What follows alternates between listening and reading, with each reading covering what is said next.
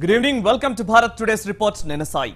సమస్యలు, పరిష్కారాలు, నిపుణుల అభిప్రాయాలు, విశ్లేషకుల అంచనాలు, జనం గళం, జాతి నినాదం, ఇలా పలు అంశాలను లోతుగా విశ్లేషించే కార్యక్రమమే భారత్ టుడేస్ రిపోర్ట్.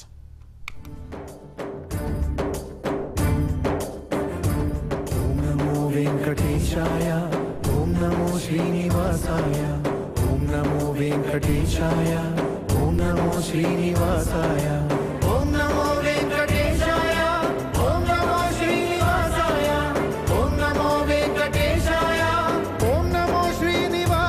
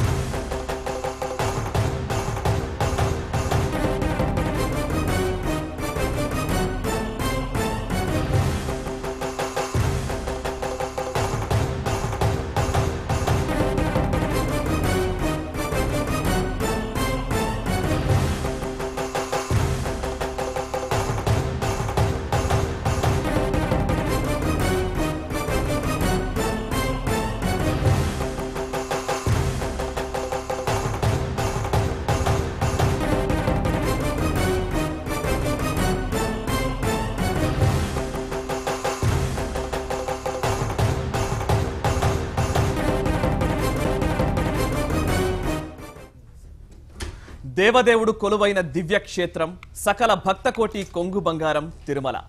ఆధ్యాత్మికతకు నిలయం, సనాతన హిందూ ధర్మానికి కేంద్రం తిరుపతి. నిత్య కళ్యాణం, పచ్చతోరణం, అఖిలాండకోటి బ్రహ్మాండ నాయకుడు నిలిచిన 7 కొండలు. అడుగడుగున గోవిందనామస్మరణం, అణువణువున పరమ పావనం ఆ క్షేత్రం. కానీ శ్రీనివాసుడి పాదాల చెంత మద్య మాంసాదుల విక్రయాచారాలతో కలవరం. వీటికి కారణమెవరు? దుష్టశక్తులను అడ్డుకోలేమా? తిరుపతి పవిత్రతను కాపాడలేమా? హిందూ సెక్యూరిటీ జోన్గా తిరుపతిని ప్రకటించుకోలేమా?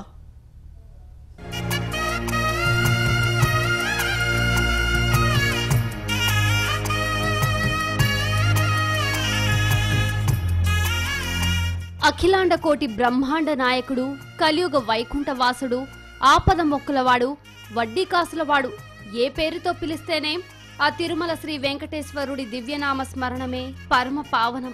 అందుకే ప్రపంచ ప్రఖ్యాత పుణ్యక్షేత్రంగా, హిందువుల ఆరాధ్య దైవంగా తిరుమల క్షేత్రం విరాజిల్లుతోంది.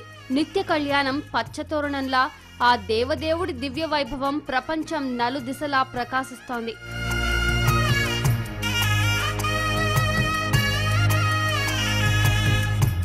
ఏ ప్రాంతానికైనా చిరునామా కావాలి, కానీ ఆ శ్రీనివాసుడు కొలువైన తిరుమల గురించి తెలియని వారు ఉండరేమో. దేశవ్యాప్తంగానే కాకుండా విదేశాల్లో ఉన్న వారికి కూడా ఆ 7 కొండల వాడి వైభోగం తెలిసిందే. రాజులకు, రారాజులకు, చక్రవర్తులకు కూడా ఉండని అత్యంత అసాధారణ దివ్యమంగళ సేవలు, నిత్య నైవేద్యాలు, కైంకర్యాలతో తిరుమల క్షేత్రం ఆధ్యాత్మిక శోభతో అలరారుతుంటుంది. రాజు, పేద అన్న తేడా లేదు. అందరిది ఆ తిరుమలలో ఒకటే నామస్మరణం, అది గోవింద నామస్మరణం.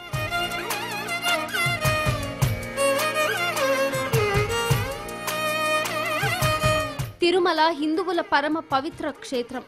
అక్కడ అడుగుపెట్టే భక్తులు కూడా అంతే పవిత్రతతో ఆ శ్రీ వెంకటేశ్వరుడి సేవలో తరించాలని సుదూర ప్రాంతాల నుంచి వ్యయ ప్రయాసాల కోర్చి వస్తుంటారు. 7 కొండలు ఆధ్యాత్మికతకే కాదు, అద్భుత ప్రకృతి అందాలకు నిలయం. అందుకే తిరుమలకు ఒక్కసారి వస్తే మళ్లీ మళ్లీ ఆ దివ్యమంగళ రూపమైన శ్రీనివాసుడి దర్శనం చేసుకొని తరించడంతో పాటు అక్కడి ప్రకృతి రమణీయతకు ముగ్ధులవుతారు.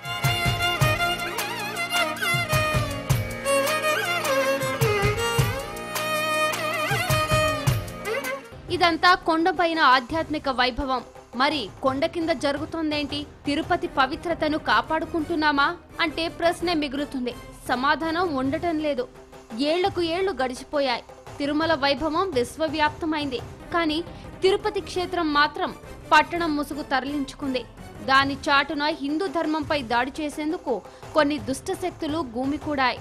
సమయం చూసి విషం కక్కేందుకు, హిందూ ధర్మంపై దాడి చేసేందుకు గుంటనక్కల్లా కాచు కూర్చున్నాయి.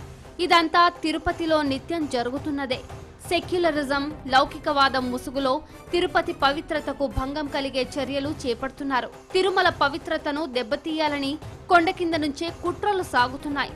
తిరుపతిని కూడా హిందూ సెక్యూరిటీ జోన్ గా చేయాలని పూజ్యశ్రీ స్వామి పరిపూర్ణానంద, పలువురు ధార్మిక సంఘాలు కొన్నేళ్లుగా డిమాండ్ చేస్తున్నారు.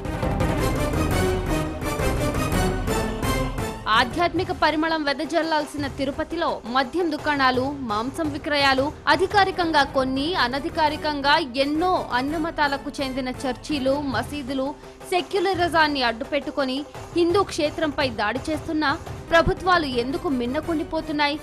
ఓటు బ్యాంకు రాజకీయాలకు పవిత్ర క్షేత్రాన్ని అడ్డుపెట్టుకోవడం ఎంతవరకు కరెక్ట్? మన తిరుపతి క్షేత్రాన్ని మనం కాపాడుకోలేమా?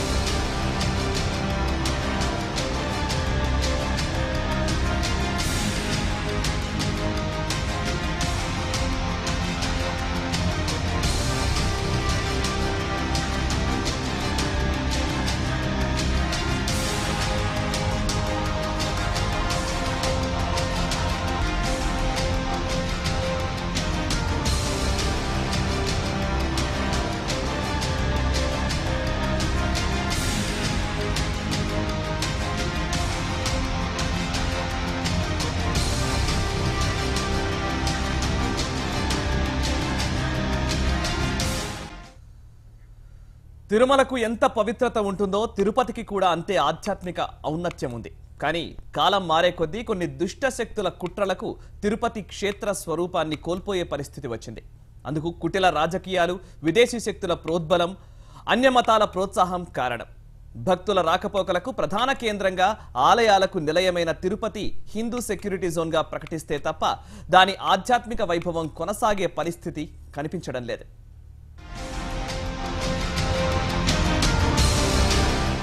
మత మార్పిడులకు ప్రోత్సాహం, వీధి వీధిలో 4-5 చర్చీలు, ముస్లిం ప్రార్థనా మందిరాలు, పట్టణంలో ఏ సందులో చూసినా మద్యం దుకాణాలు, ఇదంతా సెక్యులరిజం అని పైకి చెబుతూ హిందూ ధర్మంపై దాడులకు కొన్ని దుష్ట శక్తులు చేస్తున్న కుట్రలు. వీటిని ఇంకెన్నేళ్లు భరించాలి? ఇదే ఇప్పుడు తిరుపతిలో హిందువులు, ధార్మిక సంఘాలు వ్యక్తం చేస్తున్న ఆగ్రహం.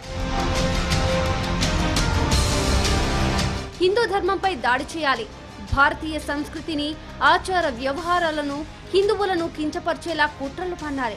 ఇది దేశీయంగా కాదు, బయట దేశాల ప్రోద్బలంతో మన చుట్టూనే ఉన్న కొందరు గుంటనక్కలు చేస్తున్న కుయుక్తులు, వాటిని అనువైన వేదికగా తిరుపతి, తిరుమల క్షేత్రాలను టార్గెట్ చేస్తున్నారు. అందుకే తిరుమలలో తరచూ అన్యమత ప్రచారం ఘటనలు కలకలం రేపుతున్నాయి. గతంలో సుధీర్ మొండితోక అనే పాస్టర్ తిరుమల కొండపైకి చేరి డైరెక్ట్ గా భక్తులను ఇబ్బంది పెడుతూ అన్యమత ప్రచారం చేశాడు. ఆ తర్వాత కూడా పలువురు తిరుమలలో అన్యమత ప్రచారాలు చేసి అడ్డంగా దొరికిపోయారు. మాడ వీధుల వరకు ఆ విష ప్రచారం చేరింది. ముస్లిం మతానికి చెందిన అమీర్ హంజా అనే ఓ మత బోధకుడు కలకత్తా నుంచి దేశవ్యాప్తంగా పలు క్షేత్రాల్లో మత ప్రచారం చేశాడు. తిరుమలలో కూడా అలా చేస్తూ విజిలెన్స్ అధికారులకు అడ్డంగా దొరికాడు. ఈ ఘటనలపై పలువురు భక్తులు, ధార్మిక సంఘాలు, విహెచ్పి లాంటి హిందూ పరిరక్షణ సంస్థలు తీవ్ర ఆగ్రహాన్ని, నిరసనలను వ్యక్తం చేశాయి.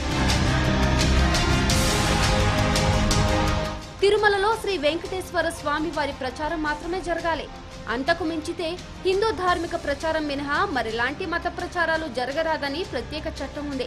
దీని ఆధారంగా తిరుమలలో టీటీడీ అనేక ఆంక్షలు విధించింది. అయితే వీటి అమలులో అడుగడుగునా నెలకొన్న నిర్లక్ష్యం ఈ ఆంక్షలకు తూట్లు పొడుస్తోంది. తిరుమల మాత్రమే కాదు, తిరుపతి కూడా అత్యంత పవిత్రమైన క్షేత్రం. కానీ నేడు అదే క్షేత్రంలో చోటు చేసుకుంటున్న పరిణామాలు హిందువుల్లో భయాందోళనలకు కారణమవుతున్నాయి. తిరుమల, తిరుపతి వేరు కాదు, కానీ పట్టణం ముసుగులో తిరుపతిలో జరుగుతోంది వేరు. తిరుపతి నిత్యం వేలాది మంది భక్తులతో కిటకిటలాడుతుంది. తిరుమలకు వెళ్లే దర్శనం తర్వాత తిరిగి వచ్చే భక్తులతో తిరుపతిలో అసలు రాత్రికి పగలకు తేడా తెలీదు. ఇదే కొందరు స్వార్థపరులకు, హిందూ వ్యతిరేక శక్తులకు అనువుగా మారింది. తిరుపతి నగరంలో ఏ సందులో చూసినా మద్యం దుకాణాలు కనబడతాయి. అధికారికంగా 70 వరకు మద్యం దుకాణాలున్నాయి. అనధికారికంగా అయితే 100కు పైనే ఉంటాయని అంచనా. మసీదులు కూడా 30 నుంచి 50 వరకు పెరిగాయి. చర్చీల సంగతి చెప్పనక్కర్లేదు. అధికారికంగా 70 నుంచి, అనధికారికంగా 100 వరకు విస్తరించాయి. ఇదంతా క్షేత్ర పవిత్రతను దెబ్బతీయాలని హిందూ ధర్మంపై దాడులు చేస్తున్న కుటిల ప్రయత్నాల్లో భాగమే. అసలు ఆధ్యాత్మిక క్షేత్రంలో మద్యం అమ్మకాలేంటి? పరమ పవిత్రంగా చూడాల్సిన హిందువుల పావన క్షేత్రంలో చర్చీలు, మసీదులు విస్తరించడమేంటి? మత ఘర్షణలకు ప్రోత్సహించేలా కొన్ని కార్యక్రమాలు చేయడమేంటి? ఇది ప్రతి హిందువు మదిలో మెదిలే ప్రశ్నలు.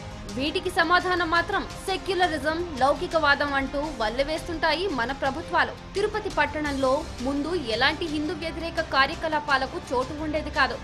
బ్రిటిష్ వారి కాలంలో తిరుమల, తిరుపతి రూపురేఖలు క్రమంగా మారుతూ వచ్చాయి. అభివృద్ధితో పాటే అన్య మతాలకు తిరుపతిలో చోటు కల్పించారు. దాని తర్వాత అంతా మన స్వార్థ రాజకీయ నాయకుల నిర్వాకమే. ఓటు బ్యాంకు రాజకీయాలతో హిందూ పవిత్ర క్షేత్రం తిరుపతిని పూర్తిగా ఓ పట్టణంగా చెబుతూ అక్కడ అన్ని వర్గాల వారికి ఆశ్రయం కల్పించే ఏర్పాట్లు చేశారు. ఆ తర్వాత పరిస్థితి అదుపు తప్పింది. 1985లో అప్పటి ముఖ్యమంత్రి ఎన్టీఆర్ మాత్రం తిరుపతిలో అనైతిక కార్యకలాపాలన్నింటికీ రద్దు చేసి ఈ నగరాన్ని ప్రపంచవ్యాప్తంగా ఉన్న హిందువులు గర్వించేలా తీర్చిదిద్దుతానన్నారు. తర్వాత వచ్చిన వాళ్ళు ఎవరూ కూడా తిరుపతి క్షేత్ర వైభవాన్ని, ఔన్నత్యాన్ని గుర్తించింది లేదు. అది కేవలం భక్తులు విడిది చేసే ప్రాంతంగా, వ్యాపారుల నిలయంగా మాత్రమే మారిపోయింది. వాటి చాటునే అన్యమత ప్రచారం, మత మార్పిడులకు ప్రోత్సాహం, హిందువులను అణగదొక్కే కుట్రలు వేళ్లూనుకున్నాయి. ప్రపంచ ప్రఖ్యాతిగాంచిన తిరుపతి, తిరుమల ఆలయ పరిసరాల్లో గుప్త నిధుల కోసం వేటాడేవారు కొందరు. ఆలయాల్లో ధ్వజస్తంభాలు, విగ్రహాల కింద పురాతన కోటలు, కొండ గుహల్లో నిధులు నిక్షిప్తమై ఉంటాయనే నమ్మకంతో నిత్యం వాటి కోసం వెతికి చారిత్రక సంపదను ధ్వంసం చేస్తున్నారు. తిరుమల కొండల్లో యథేచ్ఛగా ఎర్రచందనం అక్రమ రవాణా జరుగుతోంది. విలువైన ఔషధ సంపదను, చెట్లను నరికేస్తూ కొందరు ప్రకృతిపై దాడి చేస్తున్నారు. ఉగ్రవాద కార్యకలాపాలకు కూడా చిత్తూరు జిల్లా కేంద్రంగా మారుతోంది. జిహాదీలు తిరుమల, తిరుపతులనే టార్గెట్ చేసుకుంటూ అసాంఘిక కార్యకలాపాలకు, ఉగ్ర ప్రేరేపిత చర్యలకు దిగుతుండడం విస్మయం కలిగించే విషయం. భక్తుల రూపంలో తిరుమలకు చేరాక వాళ్ల అసలు రూపం బయటపడుతున్న సందర్భాలు కోకొల్లలో. ఎన్ని తనిఖీలు చేపట్టినా, ఎంత పకడ్బందీ బందోబస్తు ఏర్పాటు చేసినా ఏదో ఒక రూపంలో విషం కక్కాలని కోరలు చాస్తున్న సంఘ విద్రోహ శక్తులకు తిరుపతి అడ్డాగా మారుతోందనే అనుమానాలు కలుగుతున్నాయి. చరిత్రలో మహమ్మదీయులు ఆంగ్లేయుల దాడులకు గురికాని ప్రముఖ పుణ్యక్షేత్రాల్లో తిరుమల ఒకటి. ఒక దశలో ఈ ప్రాంతాన్ని ఏలుబడిలోకి తెచ్చుకున్న నవాబు పాలకులు తిరుమల ఆలయంపై దాడి చేయాలని నిర్ణయించుకున్నా సాహసం చేయలేక వెనుదిరిగారని చరిత్ర చెప్తోంది. ఆంగ్లేయులు కూడా మత విశ్వాసాల జోలికి పోకుండా ఆలయ నిర్వహణ బాధ్యతను హాథీరామ్జీ మఠానికి అప్పగించి కప్పం వసూలుకు పరిమితమయ్యారు. అందువల్ల పూర్వకాలం నాటి పాలకులు, జమీందారులు తిరుమల మండపాలు, ఆలయాల వద్ద దాచిన నిధులు భద్రంగా ఉంటాయనే నమ్మకంతో కొన్ని దశాబ్దాల క్రితమే అన్వేషణ సాగింది. తిరుపతి, చంద్రగిరి ప్రాంతాల్లో యాత్రికుల కోసం రాజుల కాలంలో నిర్మించిన పలు మండపాల్లో విపరీతంగా తవ్వకాలు జరిగాయి. వకులామాత ఆలయం కూడా అలా నవాబుల ఏలుబడిలో శిథిలమైనదే. పూజ్యశ్రీ స్వామి పరిపూర్ణానంద సహా పలువురు ఆధ్యాత్మికవేత్తలు, ధార్మిక సంఘాలు పెద్ద ఎత్తున ఉద్యమించడంతో శతాబ్దాల తర్వాత మళ్లీ వకులామాత ఆలయ పునర్వైభవానికి బాటలు పడుతున్నాయి. సెక్యూరిటీ జోన్ గా తిరుమల తిరుపతిని ఏర్పరచాలి అన్న డిమాండ్ పూజ్యశ్రీ స్వామి పరిపూర్ణానంద ఈ మధ్య కాలంలో విరివిగా ఆ అంశాన్ని ఒక నిరసనగా లేక ఆ అంశాన్ని లేవదీస్తూ ప్రభుత్వాలని ప్రశ్నిస్తూ వస్తూ ఉన్నారు.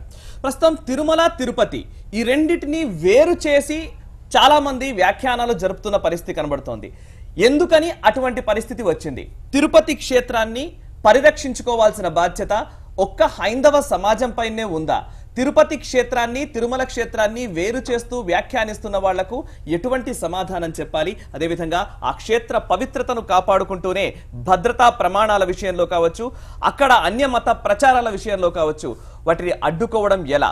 ఇటువంటి అంశాలకు సంబంధించి ఈరోజు మనం చర్చించబోతున్నాం. ఈరోజు తెలుగు టెలివిజన్ చరిత్రలోనే విశిష్ట అతిథులు ప్రస్తుతం భారత్ టుడే స్టూడియోలో ఉన్నారని చెప్పాలి.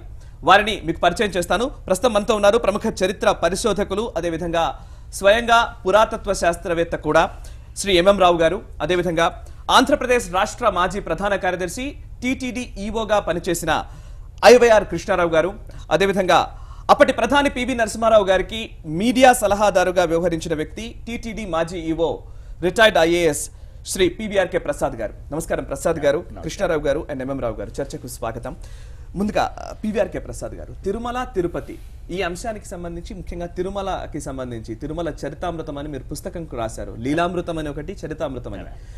మీరు గతంలో ఈవోగా పనిచేసిన అప్పటికి ఇప్పటికీ తిరుపతిలో చాలా వరకు మార్పులు వచ్చాయా, లేకపోతే అప్పట్లాగే ఇప్పుడు కూడా అంతే పవిత్రత కొనసాగుతోందా? మార్పులు వచ్చాయండి. ఎందుకంటే అసలు మనం తిరుమల తిరుపతిని విడిగా చూడాల్సిన అవసరం లేదు. ఎందుకంటే మనకు 1000 సంవత్సరాల చరిత్ర తీసుకుంటే అది వరకు తిరుమలకి యాక్సెస్ లేనప్పుడు కార్యక్రమాలన్నీ తిరుపతిలోనే జరిగేవి. బ్రహ్మోత్సవాలు కూడా అక్కడ ధ్వజారోహణం చేసిన తర్వాత అన్ని ఉత్సవాలు తిరుపతిలోనే జరిగేవి. తిరుమల దేవుడికి కూడా జరిగేవి. తర్వాత కొంత శైవులకి వైష్ణవులకి కొంత ఇబ్బంది వచ్చిన తర్వాత మొత్తం కార్యక్రమాలు అక్కడికి వెళ్ళినప్పటికీ రామాంజుల కాలం నుంచి కూడా తిరుపతి ఒక మహాక్షేత్రం కింద, ఇప్పుడు గోవిందరాజ స్వామి టెంపుల్ కానీ, తర్వాత తిరుచానూరు, చంద్రగిరి, అక్కడ అగస్త్యేశ్వర ఆలయం, ఇవన్నీ ఒక గ్రూప్ టెంపుల్స్ లాగా మొదటి నుంచి కూడా తిరుపతి కూడా ఓ పెద్ద హిందూ క్షేత్రం. అది తిరుమలకి సపోర్టింగ్ క్షేత్రంగానే మొదటి నుంచి వస్తూ వచ్చింది.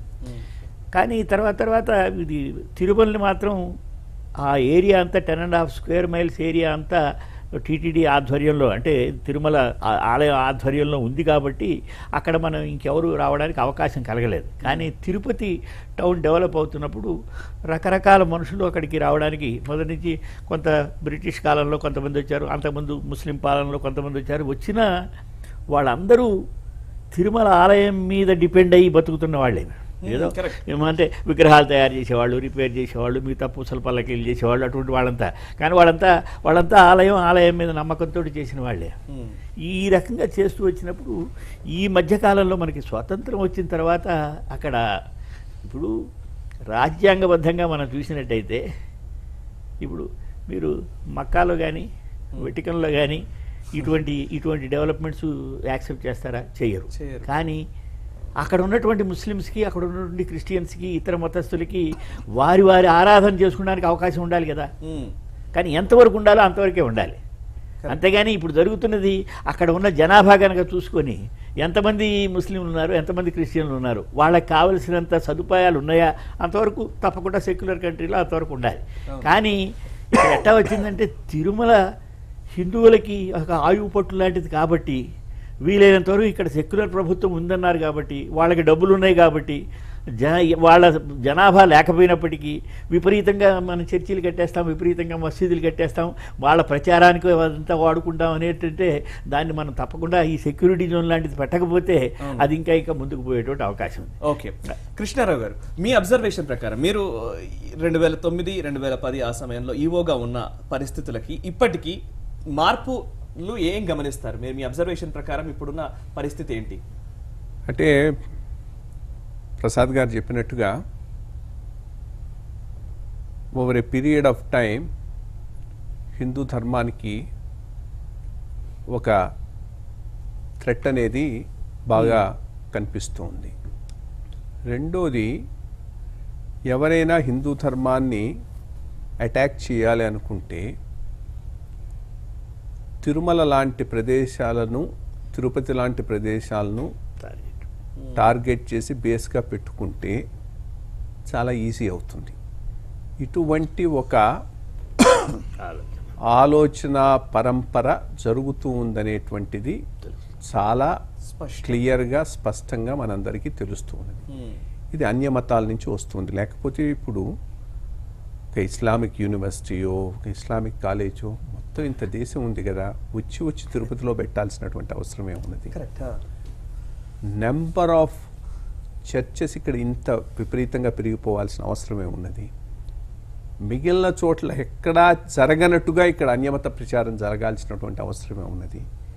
ఇవన్నీ చూస్తూ ఉంటే ఒక ప్రణాళికాబద్ధంగా జరుగుతున్న ఆర్గనైజ్డ్ యాక్టివిటీ అన్యమత ప్రచారం కోసంగా తిరుమల, తిరుపతి ప్రాంతాలను టార్గెట్ చేస్తూ జరుగుతున్నాయనేది నిర్వివాదాంశమైనటువంటి విషయం.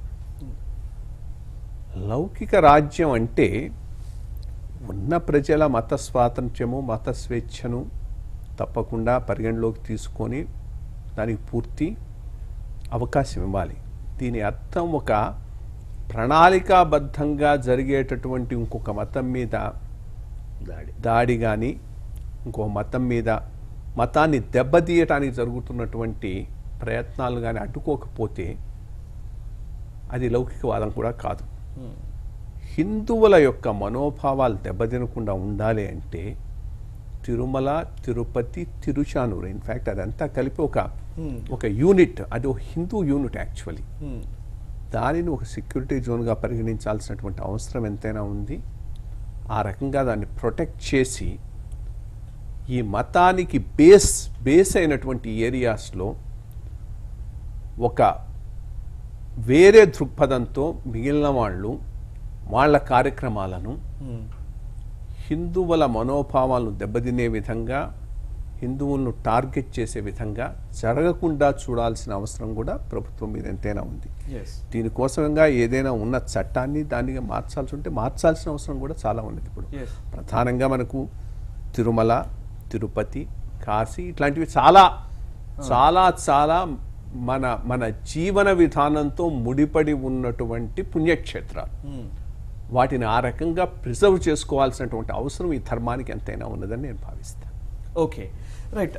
రావు గారు, ఒక చరిత్ర పరిశోధకులుగా చారిత్రాత్మకంగా చూస్తే తిరుమల, తిరుపతికి సంబంధించిన ఒక ముఖ్యమైన అంశాలుగా మనం దేన్ని పరిగణించాలి? ఇప్పుడు ఇందాక ప్రసాద్ గారు చెప్పారు 10.5 కిలోమీటర్ల పరిధి వరకు ఇప్పుడు ఒక టీటీడీకి సంబంధించి లేదా తిరుమలకు సంబంధించిన శాంక్టిటీ గురించి మాట్లాడుతున్నామని. ఆ పరిధుల విషయానికి వస్తే గతంలో మెకంజీ వ్రాతప్రతుల గురించి మాట్లాడిన సందర్భాలు ఉన్నాయి. 200 కిలోమీటర్ల చదరపు కిలోమీటర్ల పరిధి వరకు అది టీటీడీ పరిధి ఉంది అనేది. ఇక్కడ మనం తిరుమలను, తిరుపతిని వేరు చేసి మాట్లాడుతున్న పరిస్థితులు ఎందుకు వచ్చాయి? ఎందుకు అటువంటి పరిస్థితుల్లోకి నెట్టబడ్డాం? చారిత్రక పరంగా చూసినట్లయితే 17వ శతాబ్దము 1782 సంవత్సరం నుంచి తిరుపతి, తిరుమల మీద దాడులు ప్రారంభమైనాయి. ఆనాటి హైదర్ అలీ ముస్లిమ్స్ యొక్క ఆధ్వర్యంలో దాడులు ప్రారంభమైనాయి. ఆ తరువాత బ్రిటిష్ వారి సమయంలో దాడులు అని మనం అనడానికి వీలు లేకుండా సాఫ్ట్ వేలో దానిని అడ్మినిస్టర్ చేస్తున్నాము, దానిని ఒక ఆర్గనైజ్డ్గా చేస్తున్నాము అనే పేరు మీద వాళ్ళు అక్కడ క్రిస్టియానిటీని నెమ్మదిగా ఇంట్రడ్యూస్ చేశారు. ఈ విధంగా ముస్లిం అండ్ క్రిస్టియన్స్ ఇద్దరూ కూడాను తిరుపతి తిరుమల దేవస్థానం పరిధిలోకి, అంటే చిత్తూరు జిల్లాలో ఇటు శ్రీకాళహస్తి నుంచి మొదలు పెడితే చుట్టూ ఉన్నటువంటి అన్ని పుణ్యక్షేత్రాలు కూడా తిరుపతి సెక్యూరిటీ జోన్లోకే వస్తాయి. ఈ మధ్యలో అన్యమతస్థులు రావడానికే వీలు లేదు అసలు నిజానికి. ఈ విధమైనటువంటి యాక్ట్ కూడా మనకు ఉన్నది. అయినప్పటికీ వాటన్నిటినీ యాక్ట్స్ ఉంటాయి, కానీ వాటిని పరిరక్షించేటువంటి పాలనా యంత్రాంగం ఉండాలి అక్కడ. ఖచ్చితమైనటువంటి పాలనా యంత్రాంగం ఉండి ఆ పరిధి మొత్తంలో ఇటు చర్చిలు కానీ లేదా ఇస్లామిక్ మసీదులు కానీ వేరే ఇతర కట్టడాలు కానీ కట్టకుండా చూసేటువంటి పాలనా యంత్రాంగం ఖచ్చితంగా ఉన్నట్లయితే ఇలాంటి ప్రాబ్లమ్స్ అనేటువంటివి మనకి రావు. అయితే ఇవి వస్తే ఏమవుతుంది అని అంటే ఫ్యూచర్లో మనకి చాలా పెద్ద ప్రాబ్లమ్స్ వస్తాయి. ఇదివరకు ఏ విధంగా అయితే ఇప్పుడే మన పెద్దలు చెప్పారు మాన్యులు, కాశీ, మధుర ఇలాంటి దేవాలయాలన్నింటిలో, అయోధ్య ఏ విధమైనటువంటి యాజిటేషన్స్ ఇవన్నీ వచ్చాయో అలాంటి యాజిటేషన్స్ చేస్తే కానీ అవి క్లియర్ కావు అనేటువంటిది హిందువుల మనస్సులలో వస్తే అలాంటి యాజిటేషన్స్ తప్పకుండా వస్తాయి. ఇలా వచ్చినప్పుడు ఏమవుతుందంటే శాంతి భద్రతలకి మన దేశంలో విఘాతం ఏర్పడుతుంది. దేశంలో ఉన్నటువంటి ముస్లింలు కానీ క్రైస్తవులు కానీ సహృద్భావంతో హిందువులతో పాటు అందరూ కలిసి ఉండాలి అన్నట్లయితే కొంత సంయమం అనేది వాళ్ళు పాటించాల్సిన అవసరం ఉంది, హిందువులు కూడా పాటించాల్సిన అవసరం ఉంది. హిందువులు ఎప్పుడూ ప్రశాంతంగానే ఉంటారు. అయితే ఇక్కడ ఏమవుతోందంటే తిరుపతిలో హీరా ఇంటర్నేషనల్ ఇస్లామిక్ సెంటర్ అనే పేరు మీద ఒక కాలేజీ మొట్టమొదటి పెట్టారు. తిమ్మప్ప దేవాలయం అనేది మనకి అక్కడ ఉండేది. ఆ తిమ్మప్ప దేవాలయము శిథిలావస్థలో ఉంది. శిథిలావస్థలో ఉన్న వాటిని బాగు చేసుకునేందుకు బదులుగా ఆ స్థలంలో ఈ ఇంటర్నేషనల్ ఇస్లామిక్ సెంటర్ అనేది ప్రారంభించి ఇప్పుడు ఆ సెంటర్ యూనివర్సిటీగా చేయడం కోసం ప్రయత్నాలు జరుగుతున్నాయి. ప్రసాద్ గారు, ఇందాక మీరు చెప్పిన అంశమే, తిరుమల తిరుపతిని వేరు చేసి చూడడానికి వీల్లేదు, కానీ భద్రత కానీ పవిత్రత కానీ ఏదైనా కానీ తిరుమల కొండకు మాత్రమే పరిమితం చేసిన పరిస్థితులు ఇప్పుడైతే ఉన్నాయా లేవా? ఇక్కడ నుంచి పైకి పాన్ మసాలాలు లేకపోతే మద్యం బాటిళ్ళు ఇవేవి పైకి తీసుకెళ్ళనివ్వరు, అక్కడ మాత్రమే సెక్యూరిటీ ఉంటే సరిపోతుంది, లేదా అక్కడ మాత్రమే పవిత్రత ఉంటే సరిపోతుంది అనే ఒక భావన ఎందుకని ఎక్కువగా? అది యాక్చువల్గా 1801 నుంచి అది ఈస్ట్ ఇండియా కంపెనీ పాలనలోకి వచ్చింది. ఆ పాలనలోకి వచ్చేప్పటికి పరిస్థితులు ఏంటంటే తిరుమల తిరుపతి చుట్టుపక్కల 200 గ్రామాలు తిరుపతి ఆలయానికే ఉండేవి. ఈ ఆలయానికి ఉంటే వాళ్ళు ఈస్ట్ ఇండియా కంపెనీ వాళ్ళు చేసింది ఏంటంటే ముందు ఈ 200 గ్రామాలు ఏదో తక్తీత్ అలవెన్స్ అని ఇలాంటిది కొంచెం విసిరేసేట్టుగా కొన్ని రూపాయలు విసిరేసి ఆ మొత్తం ఆ ల్యాండ్స్ అన్నీ ఆ గ్రామాలన్నీ బ్రిటిష్ వాళ్ళు తీసేసుకున్నారు, ఈస్ట్ ఇండియా కంపెనీ వాళ్ళు తీసేసుకున్నారు. తీసేసుకోవడంతో అసలు తిరుపతి దేవాలయం అధీనంలోంచి ఆ చుట్టుపక్కల ఆ గ్రామాలు ఆ ప్రాంతం అంతా పోయింది. అందుకనే మీరు మెకంజీ రిపోర్ట్ అప్పుడు చూసినప్పుడు ఏంటంటే మీకు దాదాపు కార్వేట్ నగరం, ఇటు కాళహస్తి, ఈ రకంగా నారాయణవనం ఆ మొత్తం పరిధంతా ఆ తిరుపతి తిరుమల జోన్ అంటే అది మీరు ఏదో సెక్యూరిటీ జోను మన హిందూ జోన్ అని రావు గారు చెప్తున్న ఆ పద్ధతిలో అది వరకు ఉండేది. దాన్ని ఈ గ్రామాలన్నీ ప్రభుత్వ పరం కావడం అంటే ఈస్ట్ ఇండియా కంపెనీ పరం కావడంతో వీటి మీద పట్టు తిరుమల తిరుపతి దేవస్థానానికి పోయింది. అప్పుడు మిగిలిందల్లా కొండ మీద ఆ ప్రాంతం మాత్రమే మిగిలింది. అది అప్పటి నుంచి ఇప్పటి వరకు కూడా అందులో ఏమీ తేడా లేదు, అది ఉండనే ఉంది అంతవరకు. అందుకోసమే కొండ మీద పంచాయతీ ఉంది, కానీ పంచాయతీకి ఎగ్జిక్యూటివ్ ఆఫీసరే పంచాయతీ ఆఫీసర్. అందుకని ఆ పంచాయతీ అక్కడ ఏ కట్టడాలు కట్టాలి, ఏం చేయాలి, ఏటువంటి పర్మిషన్ ఇవ్వాలి అన్నీ కూడా మొత్తం పంచాయతీకి ఉండే పవర్స్ అన్నీ టీటీడీకి ఉన్నాయి. అది ఇక్కడ కిందకు వచ్చేప్పటికి మున్సిపల్ కార్పొరేషను తర్వాత కూడా ఈ రకంగా సెక్యులర్ అడ్మినిస్ట్రేషన్లోకి రావడంతో మీకు మద్యం విషయంలో కానీ గుట్కా విషయంలో కానీ మిగతా విషయంలో కానీ కొండ మీద బ్యాన్ పెట్టినట్టుగా ఇక్కడ బ్యాన్ పెట్టడానికి అవకాశం లేకుండా పోయింది. అది ఒక విషయం. ఇది కనుక ప్రభుత్వం కనుక ఒక నిర్ణయం తీసుకొని ఇటువంటి ఈ ధార్మిక ప్రదేశాల్లో శాంక్టిటీ దెబ్బతినకుండా ఉండాలంటే వచ్చేవాళ్ళంతా ఇక్కడి నుంచే వచ్చి వెళ్తున్నారు కాబట్టి ఇక్కడ కూడా చాలా ఆలయాలు ఉండి మొదటి నుంచి హిస్టారికల్గా ఉంది కాబట్టి ఫ్యూచర్లో మనకు ప్రాబ్లమ్స్ లేకుండా ఉండాలంటే అటువంటి నిర్ణయాలు మనం తీసుకోవడానికి అవకాశం ఉంది. సెక్యులర్ ప్రభుత్వంలో కూడా నిర్ణయాలు తీసుకోవడానికి అవకాశం ఉంది. ఆ స్టెప్లోనే అప్పుడు యాజిటేషన్ వచ్చి ఫ్యాక్ట్ ఫైండింగ్ మిషన్ అని చెప్పి అప్పుడు అన్యమత ప్రచారం జరుగుతుంది అది ఇది అన్నప్పుడు పెజావర్ స్వామీజీ ఆధ్వర్యంలో fact finding mission IPS officer వాళ్ళు వీళ్ళంతా వచ్చేప్పుడు నేను తిరుపతిలో అడ్వైజర్గా ఉండేవాడిని. వాళ్ళు వచ్చినప్పుడు ఇదంతా చేస్తే వాళ్ళు ఏదో కొన్ని ఇవన్నీ చేస్తున్నారండి, దేవస్థానం వాళ్ళు ఏమి చేయట్లేదని అంటే వీళ్ళు చేస్తున్నారంటాం, దేవస్థానం వాళ్ళు లేదు మేము ఇంత చేస్తున్నాం అనుమతి ప్రకారం చేయనివ్వట్లేదని. అంటే ఎంతవరకు వెళ్ళిందంటే డివైడ్ అండ్ రూల్ కింద ఆఖరికి ఇష్యూ ఒకటి, ఆ ఇష్యూలో తిరుపతి దేవస్థానం వాళ్ళు ఇటు ఈ ఫ్యాక్ట్ ఫైండింగ్ హిందువులు వీళ్ళు కొట్టుకునే పరిస్థితి ఉంది. అప్పుడు మనం చెప్పిందంటే ఇదేమిటయ్యా మనం కొట్టుకోవాల్సిన అవసరం ఉంది, అందరం కూర్చొని మనం కనుక సానుకూలం చేసి అందరం మఠాధిపతులు పీఠాధిపతులు మిగతా మీరు అన్ని లైక్ మైండెడ్ ఆర్గనైజేషన్స్ అన్ని కూర్చొని చేయాలన్నప్పుడు అప్పుడు అన్నది ఏంటంటే అప్పుడు మేము ప్రభుత్వానికి రిప్రజెంట్ చేస్తే ప్రభుత్వం వాళ్ళు ఏం చేశారంటే ఒక జియో ఇష్యూ చేశారు. జియో ఏంటంటే అన్యమత ప్రచారం ఇటువంటి హిందూ రిలీజియస్ ప్లేసెస్లో ఇంపార్టెంట్ రిలీజియస్ ప్లేసెస్లో అన్యమత ప్రచారం జరగడం నిషిద్ధమని ఒక ఆర్డర్ ఇచ్చారు. అది నాకు ఇంకా బాగా జ్ఞాపకం. రాజశేఖర రెడ్డి గారు ఆయన చీఫ్ మినిస్టర్ ఆ జియోకి ప్రెస్ కాన్ఫరెన్స్ పెట్టినప్పుడు నేను అడ్వైజర్గా ఉన్నాను, టీటీడీ అడ్వైజర్గా వచ్చాను.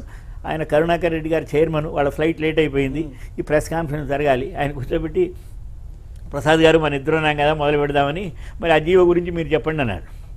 అంటే మరి నేను చెప్తానండి మీరేమనుకోకూడదని.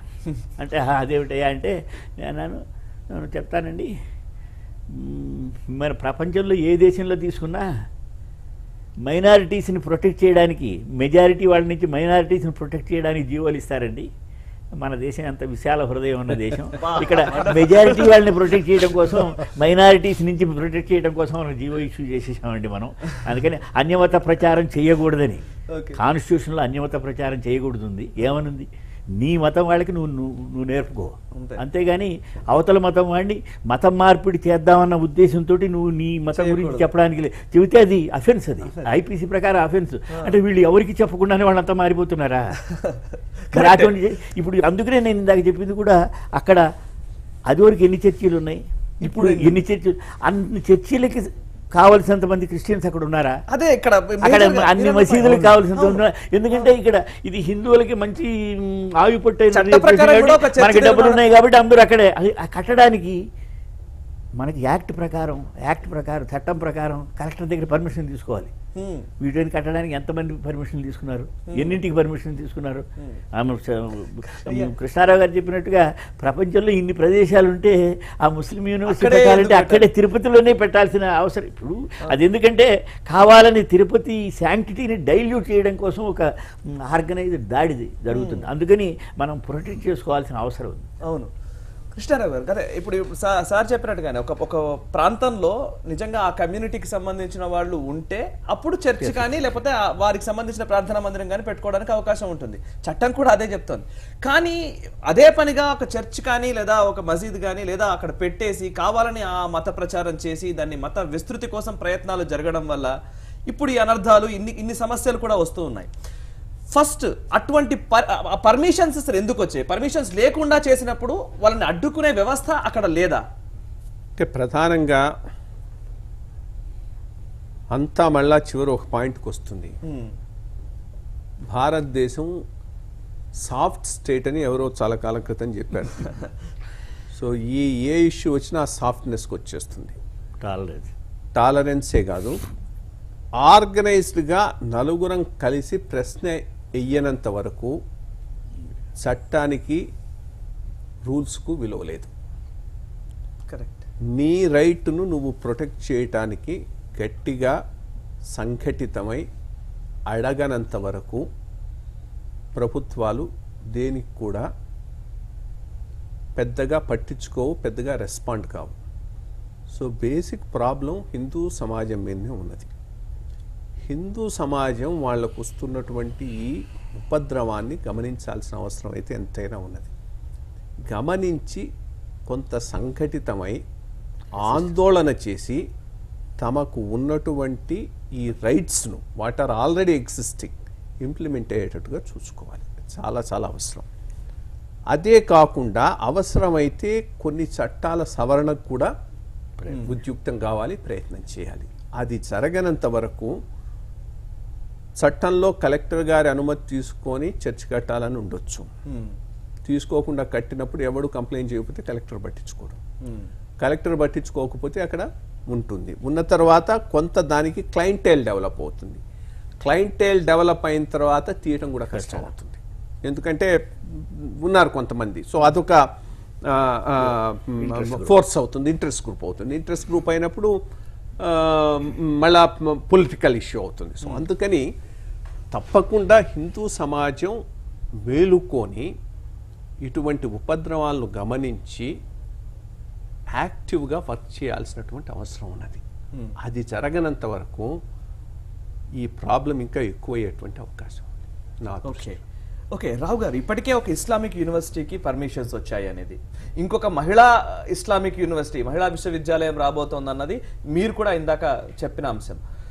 ఎందుకని అదే ప్రాంతాన్ని తీసుకుంటూ ఉన్నారు? ఎంచుకునే పరిస్థితి ఎందుకు వచ్చింది? ఇస్లాం కావచ్చు, లేకపోతే క్రిస్టియన్ మిషనరీలు కావచ్చు, లేదా క్రైస్తవ మత ప్రచారకులు కావచ్చు, ఎవరైనా సరే ఆ ప్రాంతాన్ని ఎందుకని అంతగా టార్గెట్ చేస్తున్నారు?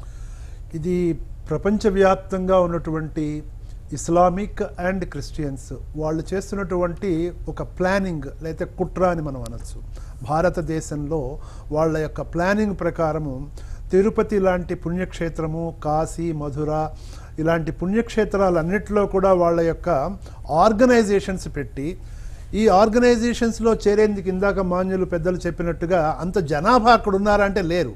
ఇప్పుడు ఇక్కడ ఇస్లామిక్ కాలేజ్ అనేది పెట్టి ముందు, తర్వాత విమెన్స్ కాలేజ్, అది విమెన్ కాలేజ్, విమెన్ యూనివర్సిటీ పెట్టి దానికి ప్రపంచంలో ఉన్న అన్ని దేశాల ముస్లిం యువతులను అక్కడ చదివేందుకు పిలవాలి.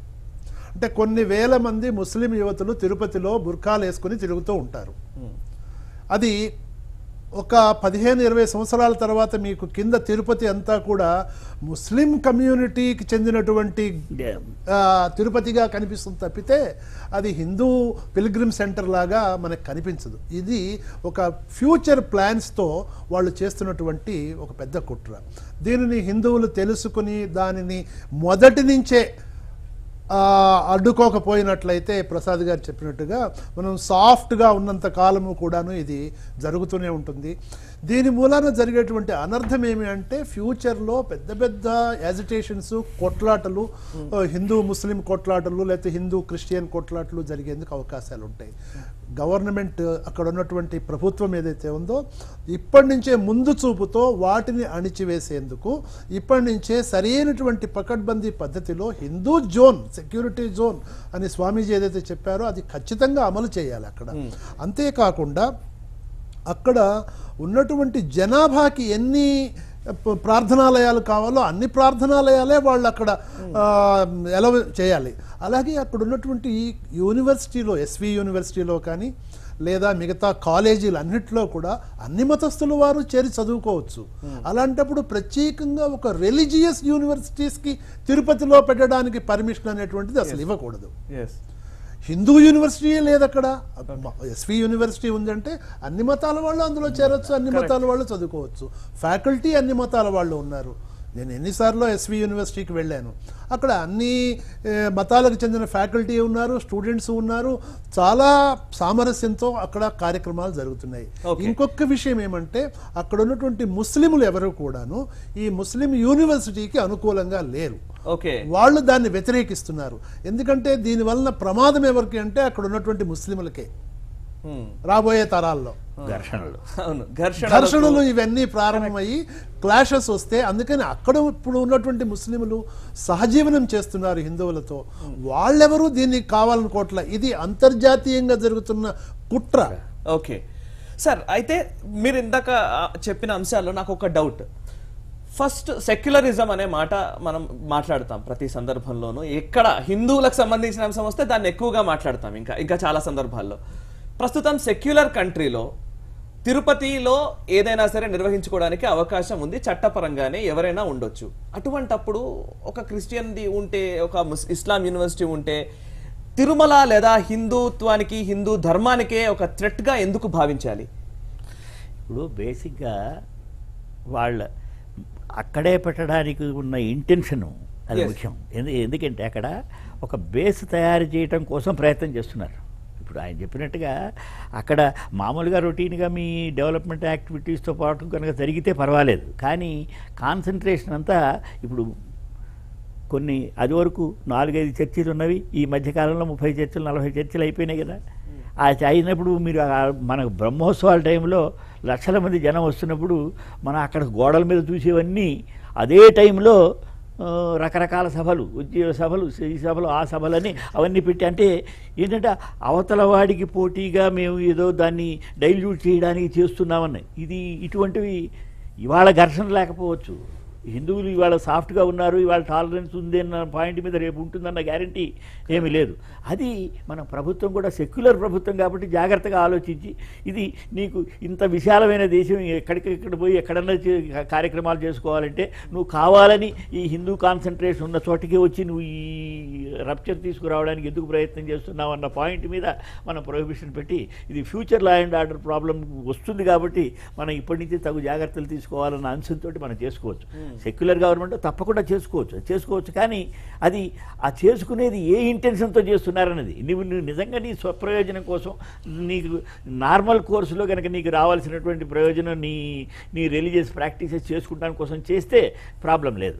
కానీ ఇది కావాలన్నట్టుగా ఇది నీ స్ట్రాంగ్ హోల్డ్ కాబట్టి నీ స్ట్రాంగ్ హోల్డ్లోకి నేను వచ్చి నేను కూడా స్ట్రాంగ్ అవుతాను అన్న పాయింట్ మీద ఆయన చెప్పినట్టుగా 10 ఏళ్ళు అయ్యేప్పటికీ అంతా బురకాలు వేసుకొని తిరిగేటువంటి పరిస్థితి వస్తే ఏం మెసేజ్ ఇస్తున్నాం మనం? Correct. Okay okay right. Krishnarao గారు, తిరుమలలో అన్యమత ప్రచారం నిషిద్ధం అనేది ఆదేశాలు ఉన్నాయి ప్రభుత్వానికి సంబంధించి, కానీ ఎందుకని ఈ మధ్య కాలంలో అన్యమత ప్రచారం జరుగుతున్న పరిస్థితులు కూడా చాలా వరకు మనం సోషల్ మీడియాలో ఒకతనైతే డైరెక్ట్గా తిరుమల కొండపైనే నిలుచొని దేవుణ్ణి చూపిస్తూ ఇది సైతాన్ని పూజిస్తున్నారని చెప్పిన సందర్భాలు కూడా మనం వీడియోల్లో చూసాం.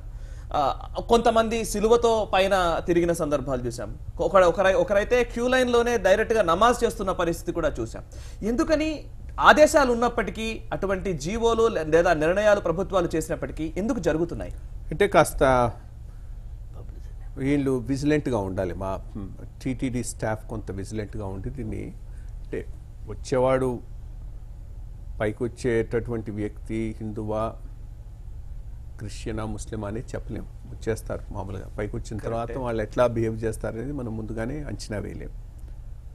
కానీ కొంత ఇప్పటికి కూడా స్మాల్ సెగ్మెంట్ ఆఫ్ ఫ్యామిలీస్ పైన బాలాజీ నగర్లో ఉన్నాయని నేను విన్నాను. మేబీ అది కొంత ఫర్దర్గా చూచి వాళ్ళను అక్కడి నుంచి దించేయాల్సినటువంటి అవసరం అయితే ఎంతైనా ఉన్నది. ఇక్కడ ప్రధానంగా ఈ లౌకికవాదం అంటాం. పాశ్చాత్య దేశాల నుంచి మనకు వచ్చిన వాదం ఇది. వాళ్ళు చాలా తెలివికల వాళ్ళు ఈ లౌకికవాదం ఎంతవరకు వాళ్ళు ఒప్పుకుంటారు అంటే వాళ్లకు నష్టం కలగనంత వరకు, వాళ్లకు నష్టం కలగకుండా ఏం చేసినా అంతవరకు ఒప్పుకుంటారు. ఒక తర్వాత ఇష్యూ అయిన తర్వాత ఎంత స్విఫ్ట్గా ఎంత స్పీడ్గా కట్ చేస్తారు అంటే అది లౌకికవాదం అనిపిస్తూ ఉంటుంది. ఈరోజు పాశ్చాత్య దేశాల్లో లౌకికవాదం ఉన్నదంటూనే ఇతర మతాల మీద పెడుతున్నటువంటి రిస్ట్రిక్షన్స్ సెక్యూరిటీ పరంగా అవి అసలు లౌకిక దేశాలని అనిపించేటట్టుగా ఉన్నాయి ఈరోజు. వాళ్ళు ఇచ్చిన ఈ వాదనను మనం పట్టుకొని మనం లౌకికం కాబట్టి మనం చాలా అకామిడేట్గా ఉండాలనుకోవటం చాలా పొరపాటు. ఎక్కడ లైన్ డ్రా చేయాలనేది తప్పకుండా ఉండాలి. ప్రతి దేశానికి దాని సంబంధించినటువంటి వాళ్ళ సంస్కృతిని, వాళ్ళ మతాన్ని, వాళ్ళ విధానాన్ని పరిరక్షించుకోవాల్సిన అవసరం అయితే ఎంతైనా ఉన్నది. ఎస్ సార్, ఇంకొకటి, ఇప్పుడు ప్రసాద్ గారు చెప్పినట్టే అక్కడే ఎప్పుడైతే వార్షిక బ్రహ్మోత్సవాలు జరుగుతాయో, ఎప్పుడైతే తిరుమలలో బ్రహ్మోత్సవాలు జరుగుతాయో, ఉత్సవాలు జరుగుతున్న సమయంలో కింద ఖచ్చితంగా ఏదో ఒక ఉజ్జీవ సభలో, సువార్త సభలో ఏదో ఒకటి జరుగుతాయి. అసలు కావాలని చేస్తున్నారు అని తెలిసినప్పటికీ ఎందుకని వాటికి పర్మిషన్స్ ఉంటాయి? అదే చాలా తప్పు అంటున్నాను. అది తప్పకుండా అటువంటివి జరగకుండా చూడాల్సినటువంటి అవసరం ఎంతైనా ఉంది. దానికి మళ్ళీ హిందూ సమాజం నుంచే వచ్చిన రకమైన అడ్మినిస్ట్రేషన్ మీద కూడా బాధ్యత. వాళ్ళు చేయకపోవటం చాలా తప్పది. ఇవ్వటం కానీ అక్కడ జరగకూడదు, జరగకుండా చూడాలి. నేను అదే మళ్ళా ఒక మాట చెప్తున్నాను, ఒకవేళ లాలో కనుక దానికి ఏదైనా వెసులుబాటు ఉండుంటే అది ప్లగ్ చేయాల్సిన అవసరం కూడా ఇమీడియట్గా ఉన్నది. అది ఎగ్జామిన్ చేయాలి, ఎగ్జామిన్ చేసి ప్లగ్ చేసి జరగకుండా రిస్ట్రిక్షన్స్ పెట్టాల్సిన అవసరం అయితే ఎంతైనా ఉన్నది, తప్పకుండా ఉన్నది. ఎస్ రావు గారు, తిరుమల తిరుపతి ఈ ప్రాంతానికి ఉన్న పవిత్రతను కాపాడుకోవాలి. పవిత్రతను కాపాడుకుంటూనే మన ధర్మాన్ని పరిరక్షించుకోవాలి, భావితరాలకు అందించాలి, ఆ ప్రాంతానికి ఉన్న ప్రాశస్త్యాన్ని నిలుపుకోగలగాలి. దీనికి హిందూ సెక్యూరిటీ జోన్గా చేయడమే పరిష్కారమా? తప్పకుండానండి. ఎందుకంటే ఒక జోన్ అనేటువంటిది పెట్టకపోయినట్టయితే 7 కొండల్ని కూడాను ఇదివరకు తిరుపతిలో భాగం కాదు, కేవలం తిరుమల మాత్రమే, తిరుమల కొండ మాత్రమే తిరుపతిలో భాగము అనేటువంటి వాదనలు కూడా వచ్చేసి దాని మీద చాలా ఎజిటేషన్ జరిగిన తర్వాత మొత్తము సప్తగిరులు కూడాను స్వామివారివే, స్వామివారి అధీనంలోనే ఉంటాయి, అవి కేవలము హిందువులకు సంబంధించినవి, అవి వాటి మీద ఇంకెవరూ పెట్టడానికి వీలు లేదు అనేటువంటిది మనకి నిర్ణయమైంది. అలాగే తిరుపతి తిరుమల చుట్టుపక్కల 200 కిలోమీటర్ల వరకు కూడా దేవాలయాల యొక్క కాంప్లెక్స్ మనకి పూర్తిగా, ఇటు గుడిమల్లము, శ్రీకాళహస్తి, తిరుచానూరు చుట్టూ ఉన్నటువంటి అన్ని దేవాలయాలు 200 కిలోమీటర్ల వరకు వస్తాయి. ఈ 200 కిలోమీటర్లు కూడా తిరుపతి తిరుమల ప్లస్ 200 కిలోమీటర్లలో ఉన్నటువంటి దేవాలయాలు, వీటన్నిటికీ ఆర్కియాలజికల్ ఇంపార్టెన్స్ ఉంది. హిందూ దేవాలయాలుగా ఇవి 1000 సంవత్సరాల క్రితం నుంచి ఉన్నటువంటి దేవాలయాలు. వాటిని ఇంతవరకు మనం ఆర్కియాలజికల్గా సరిగ్గా స్టడీ కూడా చేయలేదు ఇంతవరకు. ఇదివరకు కొన్ని ప్రయత్నాలు జరిగినప్పటికీ కూడా చాలా కొద్దిగా. నేను ఒక వారం రోజుల పాటు గుడిమల్లంలో ఉండి గుడిమల్లం పక్కన ఉన్నటువంటి కొన్ని పొలాలలో చూస్తే అక్కడ మెక్సికో నుంచి వచ్చినటువంటి మాయాజాతి ప్రజలు అక్కడ వాళ్ళ యొక్క ఫ్యాక్టరీస్ నిర్మాణం చేసి దేవాలయాలు నిర్మాణం చేశారు. ఈ విషయం మీద అక్కడ పత్రికా ప్రకటన నేను చేస్తే ఒక ఫుల్ పేజీ పత్రికలో వార్త రూపంలో ఇచ్చారు ఒక 3 సంవత్సరాల క్రితం. చేయాల్సినటువంటి అవసరం ఉంది. ఈ దేవాలయాల నిర్మాణం అన్నిటిలో కూడాను మహాభారత కాలంలో మయుడు ఏదైతే మయసభ నిర్మించాడో 5000 సంవత్సరాల క్రితమే కదండి అది జరిగింది. అదే ఆచారం ఆ తరువాత 2000 సంవత్సరాల క్రితం వరకు మన దేశంలో జరుగుతూ వచ్చింది. ఈ మయ జాతి ప్రజలు మెక్సికోలో ఉంటారు, వాళ్ళు కన్స్ట్రక్షన్లో చాలా నిపుణులు. అందుకని మీరు అక్కడ చూస్తే అన్ని పిరమిడ్స్ అన్నీ అక్కడే, అనేక మెక్సికో మొత్తం కూడాను అద్భుతమైనటువంటి పిరమిడ్స్ ఉంటాయి. మన వాస్తు శాస్త్రజ్ఞులు గణపతి స్థపతి గారు మెక్సికో అంతా తిరిగి వచ్చి అక్కడికి తిరుపతిలో ఉన్నటువంటి దేవాలయాలకి చాలా సామ్యం ఉంది అన్నారు. కానీ వీటన్నిటిని పరిశోధించి పరిశీలించి పుస్తకాలు రాసి చేసేందుకు ప్రభుత్వ సహాయం కూడా కావాలి. ఇవన్నీ చేయాలి అంటే అసలు ముందు మన క్షేత్రాలుగా ఉంటాయి. ఓం నమో వెంకటేశాయ, ఓం నమో శ్రీనివాసాయ, ఓం నమో వెంకటేశాయ, ఓం నమో శ్రీనివాసాయ.